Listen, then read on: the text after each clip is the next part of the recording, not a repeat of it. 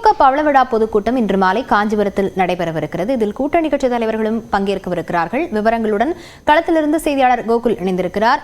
கோகுல், இந்த பவள விழாவுக்காக என்னென்ன சிறப்பு ஏற்பாடுகள் அங்கு செய்யப்பட்டிருக்கிறது? விவரங்கள்.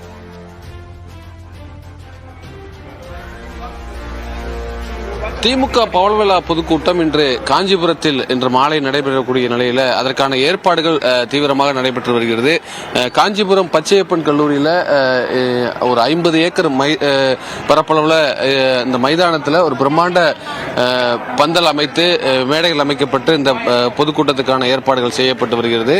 இன்று மாலை இந்த பவள விழா பொதுக்கூட்டத்தில் திமுகவுடைய தலைவர் ஸ்டாலின் கலந்து கொண்டு சிறப்புரையாற்ற இருக்கிறார். அதே போல 20 கட்சியுடைய கூட்டணி கட்சி தலைவர்கள் கலந்து கொண்டு இந்த பவள விழா பொதுக்கூட்டத்தில் வாழ்த்துறை வழங்க இருக்கிறார்கள்.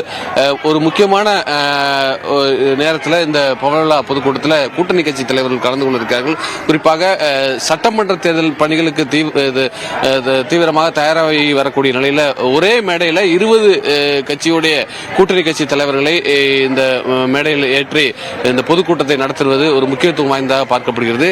பிரம்மாண்ட பந்தல் அமைக்கப்பட்டிருக்கிறது. பொதுக்கூட்டத்திற்கான ஏற்பாடுகள் தீவிரமாக செய்யப்பட்டு வருகிறது. கூட்டணி கட்சி தலைவருடைய படங்கள் இடம்பெற்று முகப்புகள் அலங்காரங்கள்லாம் செய்யப்பட்டு வருகின்றன.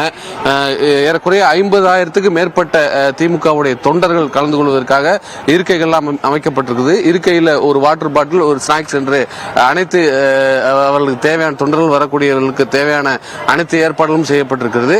இன்று மாலை முதலமைச்சரும் திமுக தலைவருமான ஸ்டாலின் கலந்து கொள்ளக்கூடிய இந்த பொதுக்கூட்டத்திற்கு முதலமைச்சர் வரும்போது அவருக்கு வரவேற்பதற்கு உற்சாகமான வரவேற்பு கொடுப்பதற்கான ஏற்பாடுகளும் செய்யப்பட்டிருக்கிறது. 20 கூட்டணி கட்சி தலைவர்கள் இந்த ஒரே மேடையில் பவள விழா பொதுக்கூட்டத்தில் சிறப்புரையாற்ற இருக்கிறார்கள்.